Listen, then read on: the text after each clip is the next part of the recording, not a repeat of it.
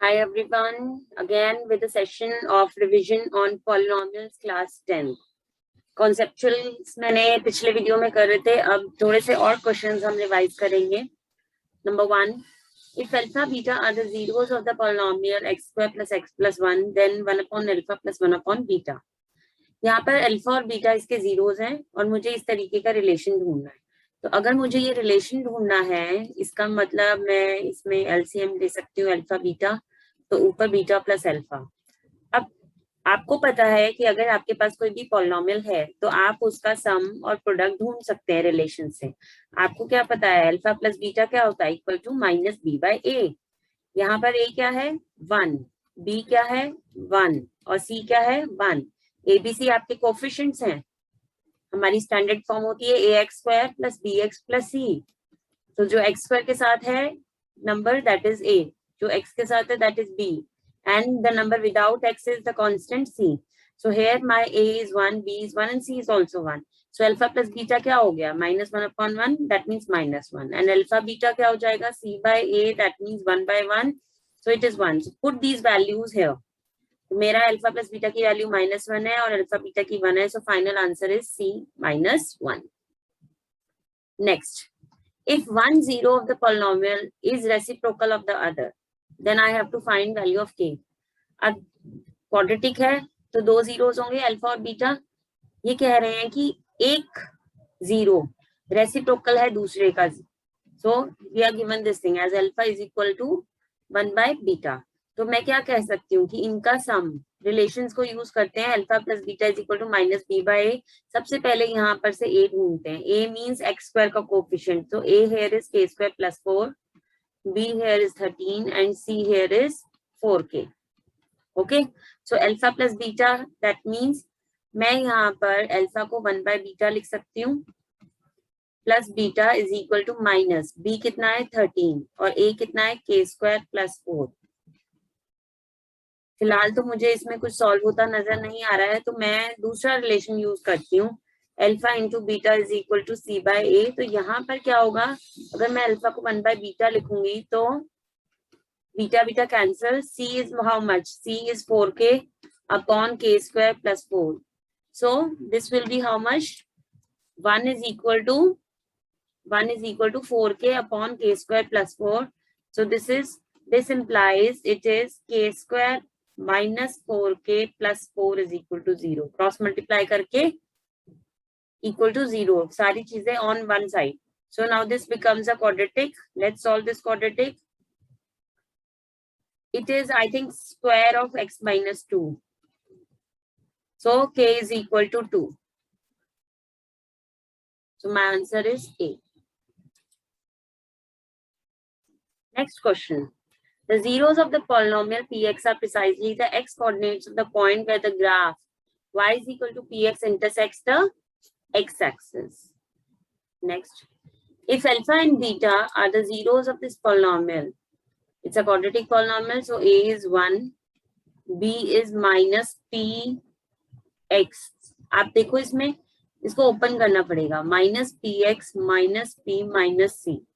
सो x को हम as coefficient नहीं लेते हैं, so v will be minus p and c will be minus p minus c. मुझे क्या ढूंढना है, मुझे ढूंढना है अल्फा प्लस 1 बीटा प्लस 1. चलिए इसको मल्टीप्लाई करते हैं, प्रोडक्ट करते हैं. Alpha beta plus beta, alpha beta plus beta plus alpha plus 1. तो यहाँ पर मेरे पास प्रोडक्ट भी आ रहा है, सम भी आ रहा है. मैं वैल्यूज डालूंगी सम और प्रोडक्ट की. तो आपका यहाँ से सम और प्रोडक्ट क्या आ जाएगा, alpha beta is equal to actually C by, मेरा सी क्या है, ये माइनस पी प्लस सी लिख देती हूँ मैं इसको.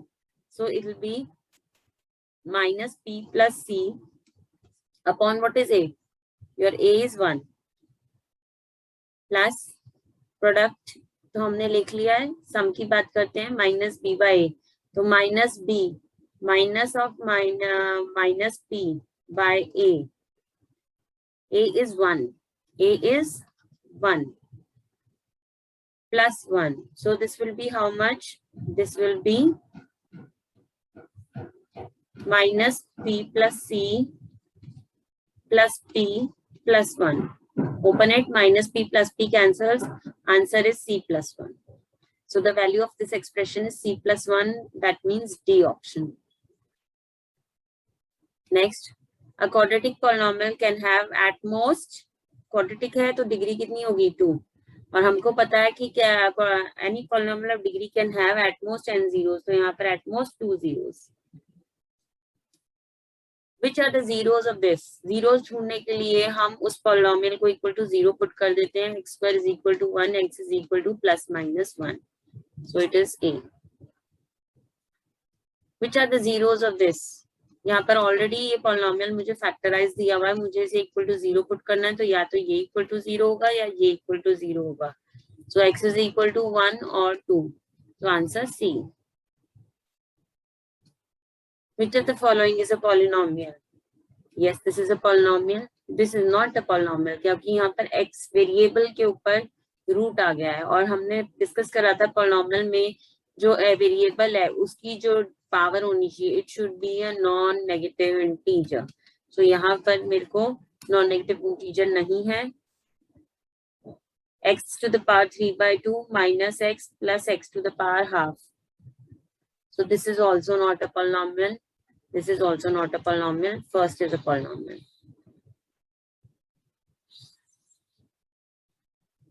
The zero of px of this. मैंने बताया अभी आपको polynomial का zero find करने के लिए भी put it equal to 0. So 9x is equal to -4, x is equal to -4/9. So it is C part. Next, a quadratic polynomial whose sum and product are given as -3 and 4. So आपको sum दिया हुआ है -3 और product दिया हुआ है 4. So हमने एक फॉर्मूला करा था x स्क्वायर माइनस सम x प्लस प्रोडक्ट. सीधा सीधा हम वो सब्स्टिट्यूट कर देंगे. x square minus 3x plus 4. So it will be x square plus 3x plus 4. Which option is correct? X square. So the last option, none of the above, is the correct answer. Next question. The quadratic polynomial whose zeros are alpha is equal to 3/5 and beta is equal to -half. आपको quadratic polynomial ही बतानी है, लेकिन यहाँ sum और product नहीं दिया हुआ है. ध्यान से देखिए, यहाँ zeros दिए हुए हैं, तो मुझे sum और product निकालना पड़ेगा.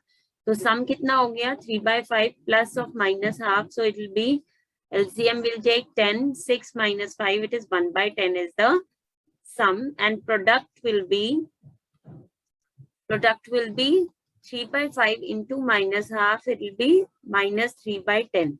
So what will be the quadratic polynomial? It will be x square minus sum x plus the product.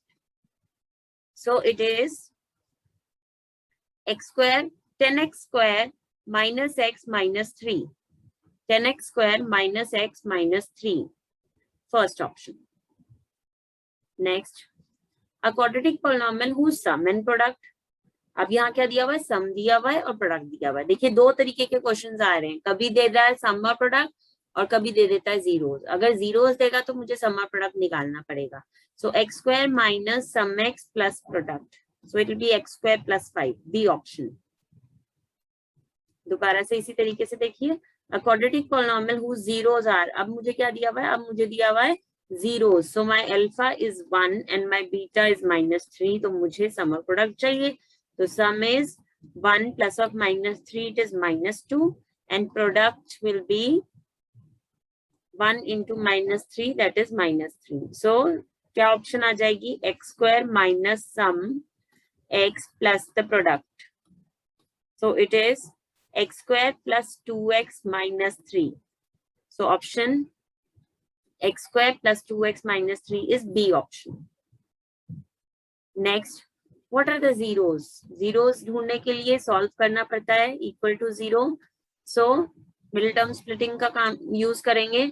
10. So I can use 5 and 2. So plus 5x minus 2x minus 10 is equal to 0. So x common, x plus 5 minus 2 x plus 5 is equal to 0. So I'm getting two factors, x minus 2 and x plus 5. जिनको equal to 0 करने से x is equal to 2 and -5 answer. So 2 and -5. So B option. Last question for today. Again, find the zeros.